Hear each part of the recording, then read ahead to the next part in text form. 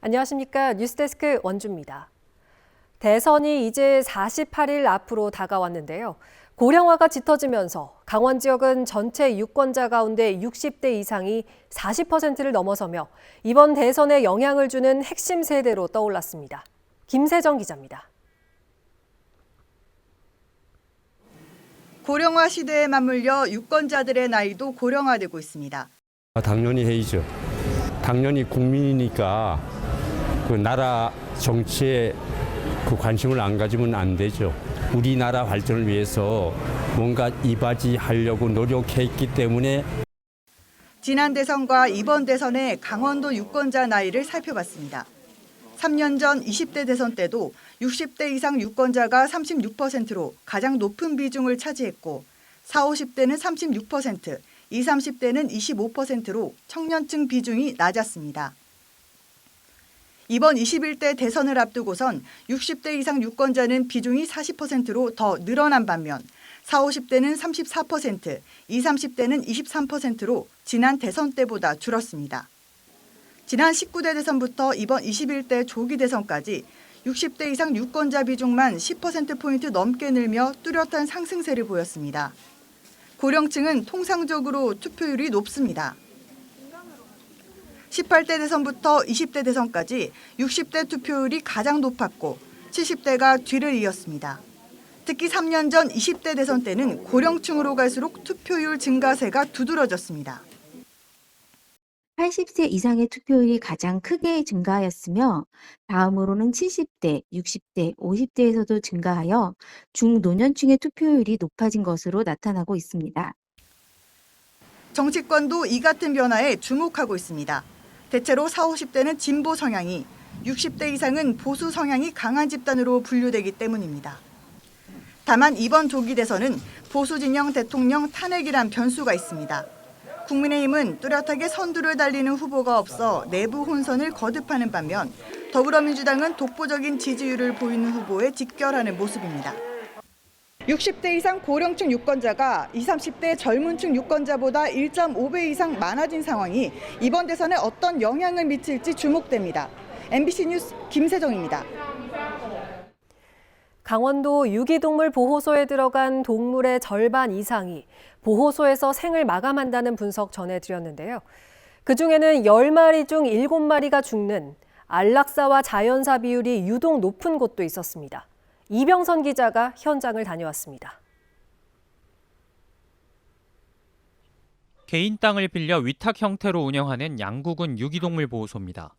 이곳은 지난 3년 사이 입소한 동물 223마리 가운데 128마리, 57.4%가 안락사돼 도내에서 가장 높은 안락사율을 보인 곳입니다.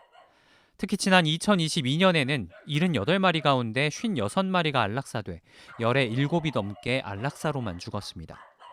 관리 주체인 양구군은 임시보호소라서 많은 개를 수용할 수 없는데 돌아다니는 개를 잡아가라는 민원이 들어오면 가지 않을 수 없다며 견사가 꽉 차면 질병이나 부상, 공격성 여부 등 우선순위를 정해 안락사를 시행하고 있다고 밝혔습니다. 또 3년째 새 보호소를 짓기 위한 부지를 찾는 중이라고 덧붙였습니다. 안락사를 피한다고 꼭 좋은 운영을 하고 있다고 보기는 어렵습니다. 안락사를 하지 않는 대신 자연사 비율이 압도적으로 높은 곳들이 있기 때문입니다. 횡성군은 도내에서 유일하게 유기동물 센터가 없다 보니 이곳 원주 유기동물 보호관리센터에 위탁하고 있습니다. 횡성군에서 이곳에 온 동물은 지난 3년 새 930마리가 입소해 620마리, 전체 66.7%가 자연사였습니다. 안락사는 10%로 평균보다 낮았지만 대부분 자연사로 죽은 겁니다. 양양군 유기동물센터 역시 3년간 60% 이상, 2023년에는 4마리 중에 3마리가 자연사였습니다. 한여름에는 그냥 죽는 애들도 봤어요. 의사가 상주를 안 하고 정확한 원인을 우리가 몰라. 이들 보호소는 공통적으로 수용 능력의 한계와 전염병, 포화 상태에서 동물들 간에 벌어지는 싸움 등을 자연사가 많아진 원인으로 답했는데 입소 시 초기 대응을 비롯한 환경이 좌우한다고 동물단체는 말합니다. 기본 검진 같은 거를 해야 되는데 그런 거조차도 안 하기 때문에 자연사가 높은 경우도 있고요. 작은 개체들이 많이 들어오잖아요. 철저하게 격리를 시키고 키트 검사라든지 어떤 분리를 시킨 다음에 전국의 자연사 비율이 차차 줄어드는 사이 어쩔 수 없다는 이유로 방치하는 강원도는 뒷걸음질 치고 있습니다. MBC 뉴스 이병선입니다. 세월호 11주기를 맞아 원주의 한 고등학교 학생들이 추모 행사를 열었습니다. 잊지 않겠다는 우리 사회의 약속이 지켜졌다는 사실을 확인한 소중한 시간이었습니다. 유주성 기자입니다. 원주의 한 고등학교에 노란 리본이 빼곡히 달려 있습니다. 리본에는 추모의 마음을 담은 글귀들이 가득합니다. 오늘을 기억합니다 라고 적었어요.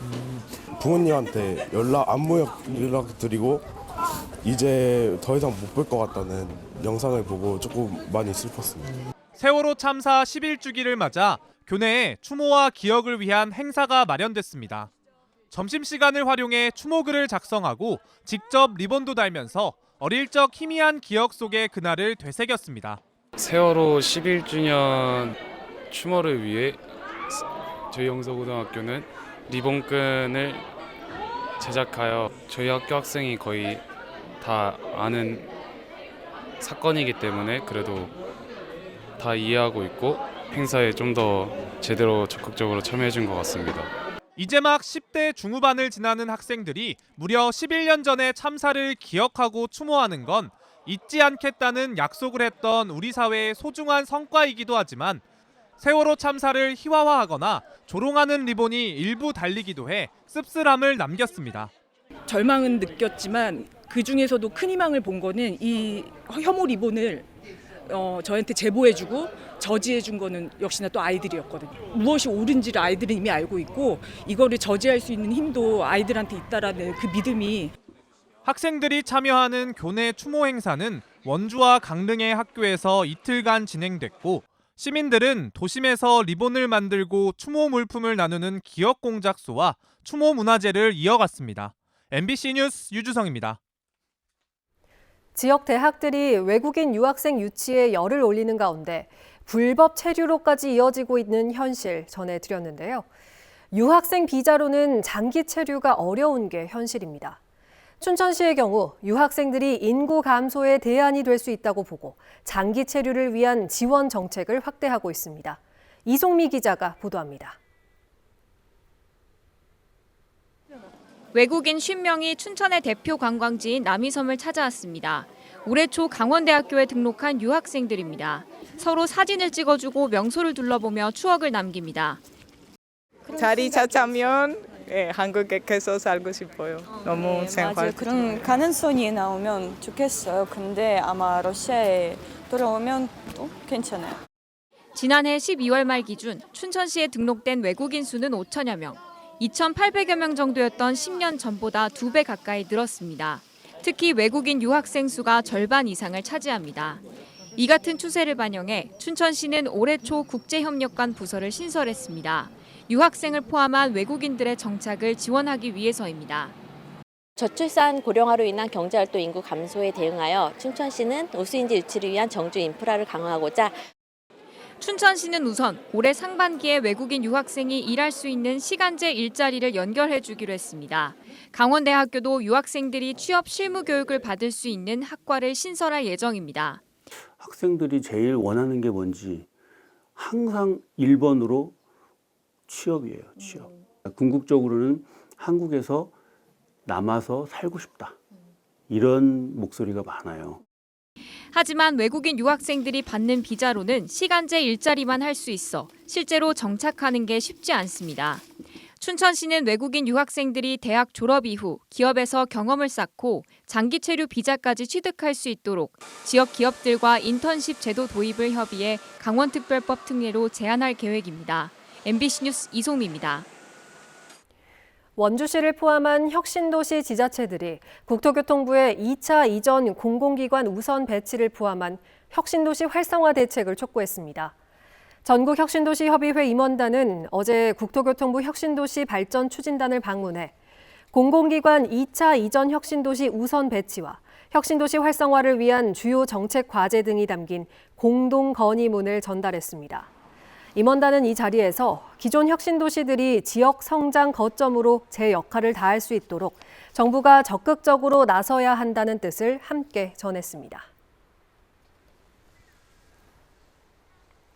오는 10월 평창과 서울 일원에서 열리는 2025 세계올림픽 도시연맹 총회를 앞두고 주 개최지인 평창에서 현지 실사가 진행됩니다.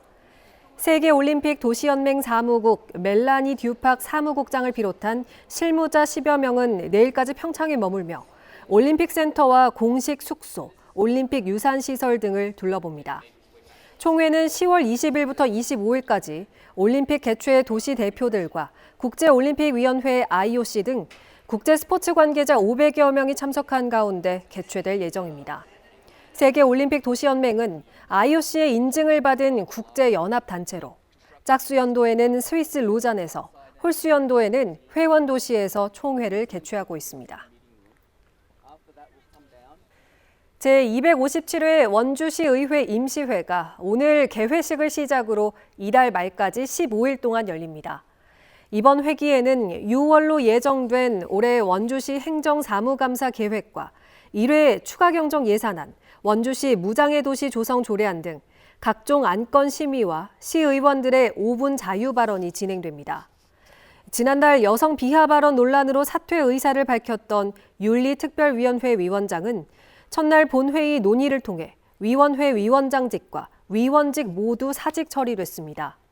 시의회는 곧 윤리특위를 열고 새 위원장을 선출할 계획입니다.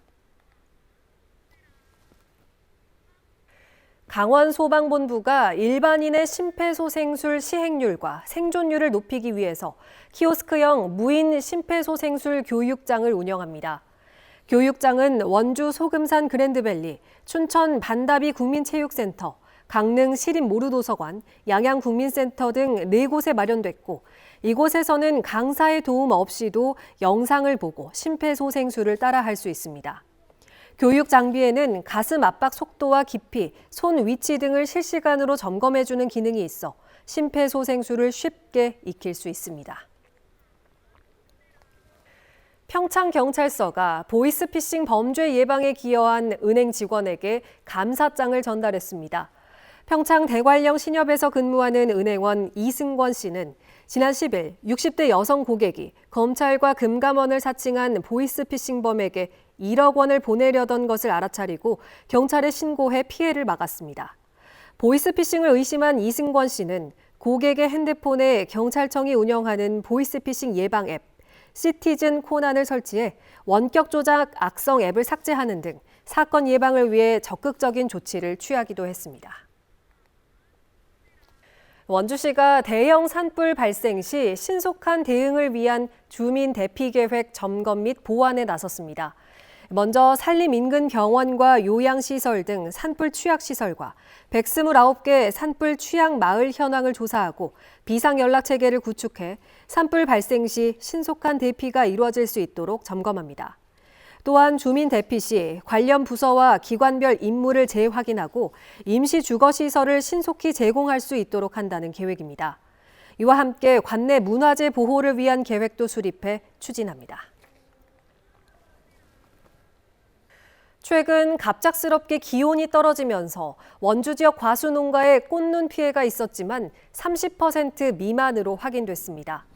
원주시 농업기술센터는 봄철 개화기에 기온이 영하로 떨어지면서 꽃이 어는 등의 피해가 발생했지만 다행히 개화 초기여서 냉해 피해가 크진 않은 것으로 파악하고 있습니다. 센터는 피해를 최소화하기 위해 아미노산과 붕산 성분의 영양제를 사용하고 안정적인 결실을 위해 과수 꽃가루 은행을 적극 활용해 줄 것을 당부했습니다. 올해 원주시에 8명의 공중보건의가 배치되면서 총 16명의 공보의가 원주권 보건기관에서 근무하게 됐습니다. 공보의는 보건소와 보건지소에 13명, 원주의료원 2명, 강원도 한센복지협회에 1명이 배치되고 공보의 부족을 메우기 위해서 보건지소에서는 순회 진료를 실시합니다. 원주시에는 올해 9명의 공보의가 전역하고 8명이 충원되면서 한의과 공보의 1명이 줄었습니다. 지금까지 뉴스데스크 원주였습니다.